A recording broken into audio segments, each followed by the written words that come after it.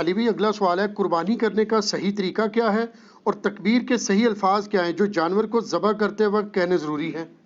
بخاری مسلم دونوں میں حدیث ہے، نبی علیہ السلام نے 2 چتکوبرے سینگوں والے مینڈے قربان کیے، تو اس میں الفاظ ہیں کہ آپ نے ان کو پہلو کے بل لٹایا، اپنے پاؤں مبارک اس کے اوپر رکھے، اور آپ علیہ السلام نے دائیں ہاتھ میں چھری پکڑ کے اس پہ پھیرتے ہوئے کہا بسم اللہ واللہ اکبر، اور مسلم میں الفاظ ہیں آپ نے کہا بسم اللہ واللہ اکبر اور ساتھ کہا اللہم تقبل من محمد و آل محمد و امت محمد صلی اللہ علیہ وآلہ وسلم، اے اللہ اسے قبول کر لے محمد کی طرف سے، آل محمد کی طرف سے اور امت محمد کی طرف سے صلی اللہ علیہ وآلہ وسلم۔ ظاہر ہے آپ علیہ السلام کی ایک خصوصیت تھی نا، النبی اولیٰ بالمؤمنین من انفسہم و ازواجہ امہاتہم، تو آپ نے اپنے امت کا بھی بیچ میں ذکر کیا۔ تو اس کا صحیح طریقہ یہ ہے کہ آپ نے اس پہ چھری پھیرتے وقت بسم اللہ واللہ اکبر یا بسم اللہ اللہ اکبر یا صرف بسم اللہ بھی پڑھ سکتے ہیں، اللہ کا نام لینا ہے، جو قرآن حکیم میں 4 دفعہ ہے کہ وہ جانور حرام ہے جس کے ذبح کے وقت اللہ کا نام نہ لیا جائے۔ یہ لفظ ہے ذبح، ویسے ہم اردو میں ذبح بولتے ہیں، یہ ذبح نہیں ہے، ذبح ہے زبر کے ساتھ، ذبح کے وقت۔ پھر مسلم شریف میں یہ بھی حدیث ہے کہ چھری کو تیز کرو اور جانور کو اس سے آرام پہنچاؤ تاکہ جلدی جلدی، اور اس کو جب آپ ذبح کریں گے تو ذبح کرتے ہوئے گردن ہی پوری الگ نہیں کر دینی، بلکہ آپ نے اسپائنل کارڈ تک جا کے اس کو آپ نے روک لینا ہے، یعنی شارگ آپ نے کاٹنی ہے، وہ آپ نے پورا حرام مغز نہیں کاٹ دینا تاکہ اس کے دماغ اور جسم کا رشتہ برقرار ہے۔ پھر وہ زور سے جھٹکے مارتا ہے نا تو وہ اس کے جسم میں جتنا خون ہے نا جو بیکٹیریا کے لیے ایک سمجھ لیں سود مند ریزروائر ہے، وہ نکل جاتا ہے، پھر وہ صاف ہو جاتا ہے۔ اسی لیے ہم جھٹکے گئے گوشت کو پریفریبل نہیں سمجھتے، ذبح والے گوشت کو ذبیحہ کو بہتر سمجھتے ہیں۔ ٹھیک ہو گیا؟ جزاکم اللہ خیر۔ علی بھی اگلا سوال ہے، کیا جانور کو قبلہ رخ لٹانا اور دائیں ہاتھ سے ذبح کرنا ضروری ہے یا صرف سنت مبارکہ ہے؟ دیکھیں یہ سنت ہی ہے، فرض تو نہیں ہے۔ قبلہ رخ والا معاملہ تو مصنف عبدالرزاق میں ملتا ہے کہ عبداللہ بن عمر اس جانور کا گوشت پسند نہیں فرماتے تھے جسے قبلہ رخ قربان نہ کیا گیا ہو، لیکن یہ صرف ایک تقوی کی حد تک ہے، ورنہ جو آپ عام مرغیاں لینے جاتے ہیں تو وہ کیا قبلہ رخ کر رہے ہوتے ہیں؟ وہ بھی تو ذبح ہی ہو رہی ہوتی ہے نا۔ لیکن یہ ہے کہ یہ بڑے جانور یا چھوٹے جانور جو عید کے موقع پہ ہیں نا، یہ مسجدوں کے اندر قبلہ رخ ہی لوگ کرتے ہیں، تو یہ پریفریبل ہے، دائیں ہاتھ سے بھی کرنا پریفریبل ہے۔ لیکن اگر کوئی ہے ہی لیفٹی ہے، اس کے دائیں ہاتھ میں پکڑانا تو الٹا وہ جانور کو مصیبت ڈالنے والی بات ہے، کیونکہ مسلم شریف میں حدیث ہے کہ اپنی چھری کو تیز کرو اور جانور کو آرام پہنچاؤ۔ جانور کو آرام ایک لیفٹی اس وقت پہنچا سکتا ہے جب وہ بائیں ہاتھ سے اس کو کرے، کیونکہ طاقت اس کی اس میں ہے، تو وہ اس کا بائیں ہی بیسیکلی دایاں ہے۔ دایاں اس اعتبار سے بھی کہا جاتا ہے پاورفل، ٹھیک ہے، جس طرح بخاری مسلم میں حدیث ہے نبی علیہ السلام فرمایا اللہ کے دونوں ہاتھ دائیں ہیں، تو دونوں ہاتھوں نہیں دائیں ہو سکتے جیسا کہ اس کی شان کے لائق ہے، تو پاورفل، تو وہ لیفٹی کا وہی ہے۔ البتہ کھانے والا معاملہ اور لین دین میں چونکہ پاور نہیں لگتی ہے، وہ آپ دائیں ہاتھ سے کریں۔ صحیح مسلم میں حدیث ہے کہ شیطان بائیں ہاتھ سے کھاتا پیتا ہے، تم دائیں سے کھاؤ۔ اور مسلم شریف میں ایک حدیث ہے کہ آپ نے ایک شخص کو دیکھا وہ الٹے ہاتھ سے کھا رہا تھا، آپ نے فرمایا اللہ کے بندے دائیں ہاتھ سے کھا، تو اس نے اپنی شرمندگی بچانے کے لیے کہا کہ میرا تو دائیں ہاتھ کام ہی نہیں کرتا، جھوٹ بولا نا، تو حضور کی مبارک زبان سے الفاظ نکلے پھر تیرا دائیں ہاتھ نہ ہی اٹھے، اور فالج اس پہ گرا، وہ پوری زندگی اس کا دائیں ہاتھ پھر منہ تک نہیں پہنچا۔ کسی ایک کو تو نشان عبرت بنانا ہی ہوتا ہے نا۔ کسی کو حضور نے کہہ دیا کہ اللہ تیرا پیٹ نہ بھرے، پوری زندگی اس کا پیٹ نہیں بھرتا، تو نبی کی زبان سے جو بات نکلی ہے پھر وہ اس طریقے سے پوری ہوتی ہے۔ سنن ابن ماجہ میں حدیث ہے کہ نبی صلی اللہ علیہ وآلہ وسلم نے فرمایا کہ دائیں ہاتھ سے کھاؤ پیو اور دائیں ہاتھ سے لین دین بھی کرو۔ لین دین میں بھی ظاہر ہے کہ آپ روٹیاں، سبزی، نوٹ تو دائیں ہاتھ سے لے سکتے ہیں، لیکن ایک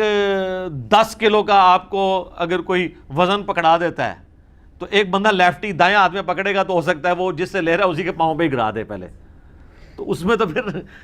لا یکلف اللہ نفسا الا وسعہا، تو وہ پھر بائیں ہاتھ سے ہی اسے پکڑے۔ اور اس میں جو بندہ ایکسپرٹ ہے نا اسی کو قربان کرنا چاہیے۔ بعض اوقات لوگ جو ہے نا وہ خون دیکھ کے یا چھری پھیرتے ہوئے خود بھی بے ہوش ہونے کے چانس ہوتے ہیں، تو شوق ہوتا ہے اس کا، پھر حال یہی ہے کہ وہ کسائی پھر ایسے لوگوں کو کہتے ہیں کہ آپ ہمارے ہاتھ کے اوپر ہاتھ رکھ لو، پھیرتا کسائی ہے، ٹھیک ہے، بس وہ ہلا کر لیندے نا، تو ہاتھوں تے ہاتھ رکھ لیندے نا، تو اس لیے جو ہے نا وہ اس میں دیکھنا چاہیے پھر۔ ٹھیک ہے جی، جزاکم اللہ خیر علی بھائی۔ علی بھی اگلا سوال ہے، کیا رسول اللہ صلی اللہ علیہ وآلہ وسلم کی جانب سے یا اپنے فوت شدہ ماں باپ اور دیگر رشتہ داروں کی طرف سے قربانی دی جا سکتی ہے؟ دیکھیں جی، قربانی کے دنوں میں چند کرٹیکل کوسچن جو ہیں ان میں سے ایک یہ کوسچن بھی ہے۔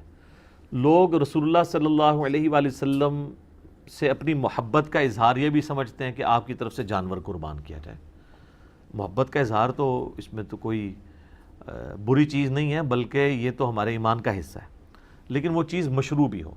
اس حوالے سے ایک حدیث پیش کی جاتی ہے جامع ترمذی اور سنن ابی داؤد سے کہ مولا علی علیہ السلام ہر سال 2 مینڈے قربان کرتے تھے۔ تو آپ سے کسی نے پوچھا آپ 2 مینڈے کیوں قربان کرتے ہیں؟ انہوں نے کہا مجھے نبی علیہ السلام نے وصیت کی تھی کہ اے علی میرے بعد بھی تم نے 1 مینڈا میری طرف سے قربان کرنا ہے۔ تو ایک میں اپنا کرتا ہوں، ایک نبی علیہ السلام کی طرف سے کرتا ہوں۔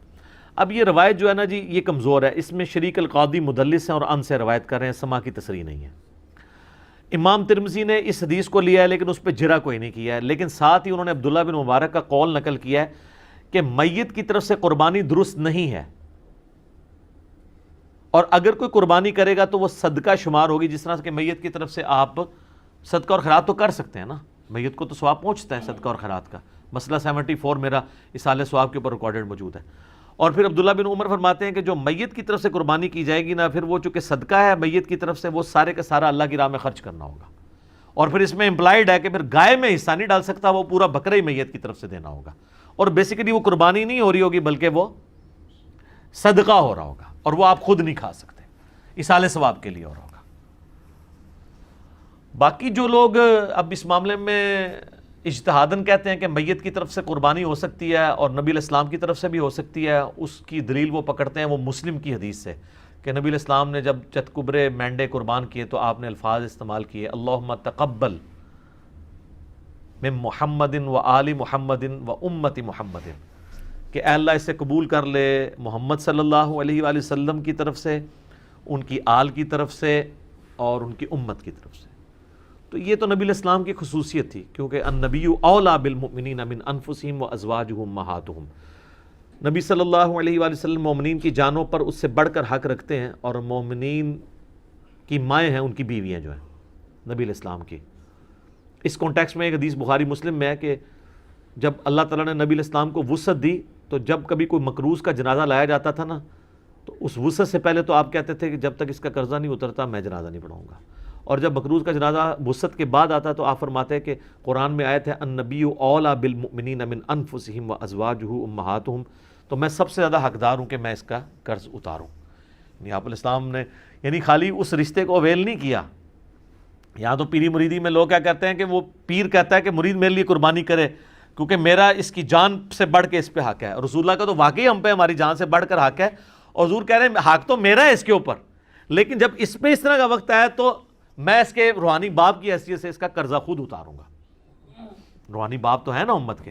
صلاۃ بر محمد و آل محمد، اللہم صلی علی محمد و علی آل محمد۔ تو اس حدیث کے تحت لوگ کہتے ہیں کہ جی وہ جو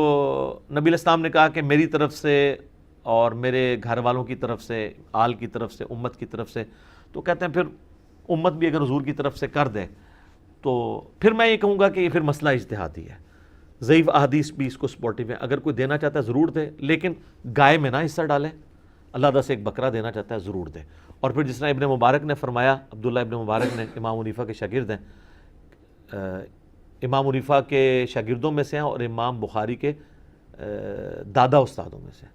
کہ پھر اس طرح کا گوشت خیرات کیا جائے گا۔ باقی یہ ہماری جذباتی ایفیلیشن ہے۔ مجھے بتائیں کہ رسول اللہ صلی اللہ علیہ وآلہ وسلم اس کام سے خوش ہوں گے جو انہوں نے امت کے ذمہ لگایا ہے کہ امت کرے، یا اس کام سے خوش ہوں گے جو امت کے ذمہ لگائے نہیں ہے اور امت دھونس اور زبردستی کے ساتھ اتری ہوئی ہے؟ چلیں اگر آپ مولا علی والی حدیث سے پلی لیتے ہیں، وہ تو مولا علی کی ڈیوٹی لگائی نا، حضور نے امت کو تو نہیں کہا میرے بعد میرے نام کے کرتے رہنا، پھر بھی آپ اگر ان الفاظ پہ بھی جائیں گے تو وہ مولا علی کے لیے۔ اچھا اب آ جائیں یہاں پر، اگر آپ کے عام امتی، تو عام امتی کے ذمہ جو کام ہے نا سر، وہ سورۃ الاعراف آپ پڑھ کے دیکھیں، میں نے پہلے بھی کئی دفعہ یہ چیز بیان کی ہے، میں آج پھر بیان کر دیتا ہوں۔ نبی علیہ السلام کا جہاں پہ ذکر خیر آیا نا، کہ اگلی کتابوں میں آپ کا ذکر ہے 157 نمبر آیت ہے، اللہ تعالیٰ نے فرمایا اعوذ باللہ من الشیطان الرجیم الذین یتبعون الرسول النبی الامی الذی یجدونہ مکتوبا عندہم فی التوراۃ والانجیل، یہ اس نبی امی کی پیروی کر رہے ہیں جس کا ذکر لکھا ہوا پاتے ہیں اپنے پاس تورات اور انجیل کے اندر، یأمرہم بالمعروف وینہاہم عن المنکر، جو کہ انہیں نیکی کا حکم دیتے ہیں، ان کو برائی سے روکتے ہیں، وَيُحِلُّ لَهُمُ الطَّيِّبَاتِ، اور حلال کر چیزیں ان پر پاکیزہ چیزیں حلال کرتے ہیں، وَيُحَرِّمُ عَلَيْهِمُ الْخَبَائِث، اور جو خبیث گندی چیزیں ہیں وہ ان پر حرام کرتے ہیں اللہ کے اذن سے، وَيَضَعُ عَنْهُمْ إِسْرَهُمْ، اور ان پر جو بوجھ تھا وہ ان سے دور کرتے ہیں۔ ظاہر ہے شریعت کی پابندیاں بوجھ نہیں ہوتی ہیں، بلکہ شریعت کی وجہ سے جو خام خواہ کے بوجھ آپ پہ ڈلے ہوتے ہیں وہ اتر جاتے ہیں۔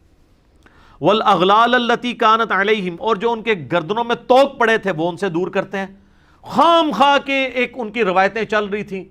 جس طرح یہاں بھی آپ دیکھ لیں، جو ایک اللہ کا ہوتا ہے وہ پھر کسی بابے سے نہیں ڈرتا، اور جو اللہ کا نہیں ہوتا وہ جو قبر دیکھتا ہے، جو جھنڈا دیکھتا ہے اس کے آگے، یہ ڈرائیوروں کو آپ دیکھیں نا، راستے میں جتنے مزار ہیں نا دور سے یوں کرتے جاتے ہیں، یہ ان کی گردنوں میں توق ہے نا، اتنے ڈرے ہوئے ہیں، دور دور سے یوں کر رہے ہوتے ہیں۔ تو نبی علیہ السلام نے سب جھوٹے خداؤں کو سائڈ پہ کر کے ایک خدا کا تعارف کروایا، اور ہم نے آپ کو سارے جھوٹے بابوں سے ہٹا کے رسول اللہ کے قدموں تک پہنچایا۔ ما ضل صاحبکم وما غوی صلی اللہ علیہ وآلہ وسلم۔ پھر اللہ تعالیٰ فرماتا ہے فالذین آمنوا بہ، پس جو لوگ ان پر ایمان لائے، وعزروہ ونصروہ، اور ان کی عزت کی اور ان کی مدد کی، واتبعوا النور الذی انزل معہ، اور پیروی کی اس نور کی یعنی قرآن کی جو ان کے ساتھ نازل ہوا، اولئک هم المفلحون، ایسے ہی لوگ ہیں جو فلاح پا گئے۔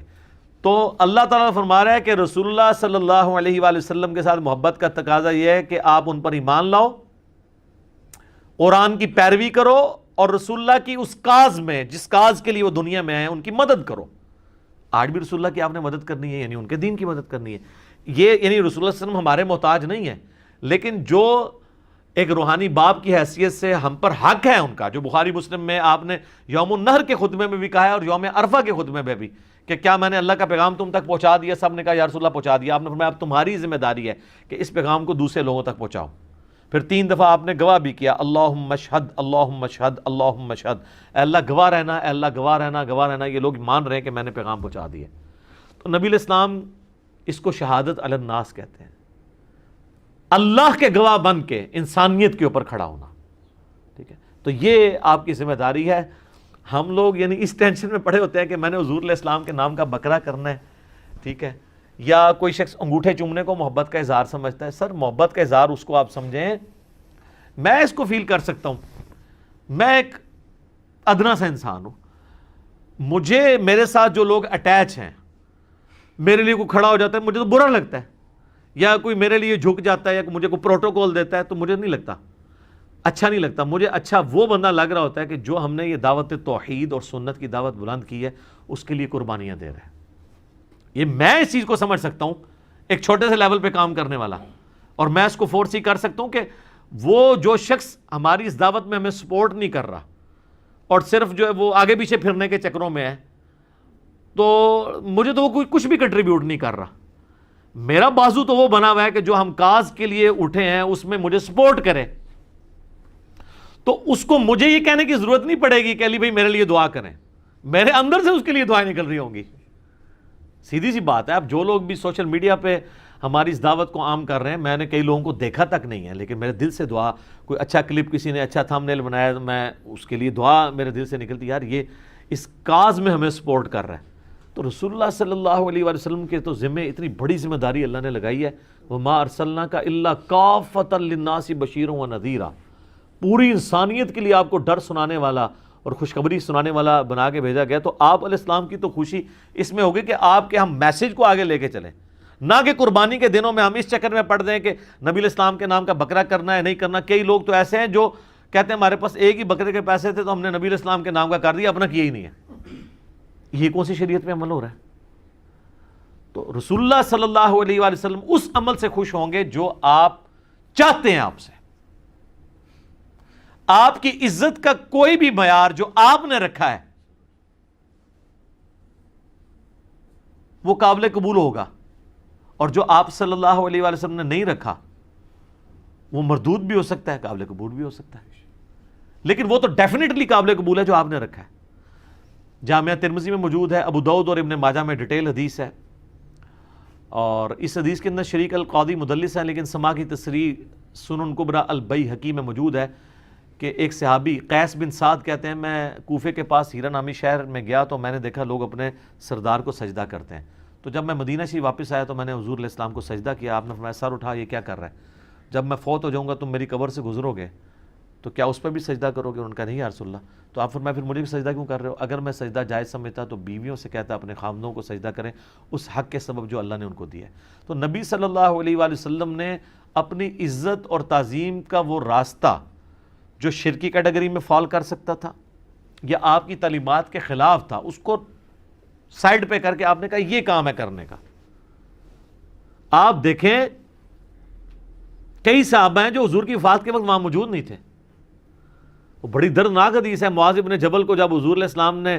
یمن کا گورنر بنا کے بھیجا تو آپ جو ہے وہ گھوڑے کے ساتھ پیدل چل رہے تھے اور چھوڑنے آئے، اور آپ نے پھر فرمایا تھا کہ ہو سکتا ہے معاذ اب اگلی دفعہ آؤ تو تم میری قبر پہ آؤ، تو انہوں نے کہا یا رسول اللہ میں تو میں آپ کا آخری دیدار بھی نہیں کر سکوں گا۔ سر پوری زندگی انہوں نے قربانیاں ساتھ دی تھی، وہ تو زیادہ حقدار تھے کہ وہ حضور کے ساتھ، لیکن ان کو پتا تھا یار حضور کی کاز کے لیے ہم جا رہے ہیں۔ حجۃ الوداع کے موقع پر صحابہ کرام نکلے ہیں تو پھر جناب لوگوں کو پتہ نہیں کہاں کہاں انہوں نے پیغام پہنچایا ہے۔ جو قادسیہ یرموک لڑنے کے لیے گئے ہیں وہ تو اپنی لائف کنکلوڈ کر کے گئے ہیں نا، کتنے لوگ شہید بھی ہو گئے وہاں پہ۔ تو یہ آپ حضور کے نام کے جانور دینے کی بجائے نا سر حضور کی کاز کے لیے آپ ان کی مدد کریں، جو اللہ تعالیٰ کی آپ سے ریکوائرمنٹ ہے، جو نبی علیہ السلام کی ریکوائرمنٹ ہے۔ جامعہ ترمذی ابو داؤد میں حدیث ہے، نبی علیہ السلام فرمایا اللہ اس کا چہرہ خوش و خرم رکھے جو ہماری حدیث سنے اور آگے لوگوں تک پہنچائے۔ حضور دعائیں دے کے گئے ہیں ان لوگوں کو جو آپ کا پیغام لوگوں تک پہنچا رہے ہیں، ٹھیک ہے۔ اور پھر حجۃ الوداع پہ آپ کی تلقین، پھر غدیر خم پہ آپ کی تلقین، قرآن اور اہل بیت، قرآن اور سنت، اور آگے پہنچاؤ آگے پہنچاؤ۔ کیوں؟ اس امت کی ذمہ داری ہے۔ یہ میں بار بار جو آپ کو کہہ رہا ہوں، آپ کو یہ بتایا جاتا ہے کہ اس امت کی فضیلت رسول اللہ کی وجہ سے ہے، حالانکہ اس کو ڈیپ ڈنگ کرے تو یہ اس امت کی فضیلت رسول اللہ صلی اللہ علیہ وآلہ وسلم کے خاتم النبیین ہونے کی وجہ سے ہے، کہ نبیوں والا کام جو پہلے نبی کرتے تھے، چونکہ آپ پوری کائنات کے لیے پیغمبر بنا کے بھیجے گئے ہیں، وہ آپ کے بعد چونکہ اب نبی کوئی نہیں آنا تو وہ کام آپ کی امت کو ٹرانسفر ہوا ہے۔ اس کام کے ٹرانسفر ہونے کی وجہ سے یہ امت افضل ہے، صرف چھڑا حضور علیہ السلام کا نام لگانے کی وجہ سے نہیں۔ اور اگر آپ یہ کہیں میرا اجتہاد ہے تو میں آپ کو قرآن کی آیت پیش کروں گا، کنتم خیر امۃ اخرجت للناس تأمرون بالمعروف وتنہون عن المنکر وتؤمنون باللہ، تم بہترین امت ہو جو لوگوں کے نفع کے لیے نکالے گئے ہو، لوگوں کو اللہ کی طرف بلاتے ہو، یعنی لوگوں کو نیکی کی طرف بلاتے ہو، برائی سے روکتے ہو، اور اللہ پر ایمان لاتے ہو۔ ایمان تیسرے نمبر پہ ذکر ہوا ہے کہ ایمان سچا اس کا ہے جو لوگوں کو اللہ کی طرف بلائے، نیکی کے کاموں کی طرف بلائے، برائی سے روکے۔ تو نبی علیہ السلام کا منصب تو یہ تھا، اور آپ کی مدد آپ نے اس طریقے سے کرنی ہے۔ یہ حضرت عیسیٰ علیہ السلام اپنے ساتھیوں سے جب کہہ رہے ہیں من انصاری اللہ،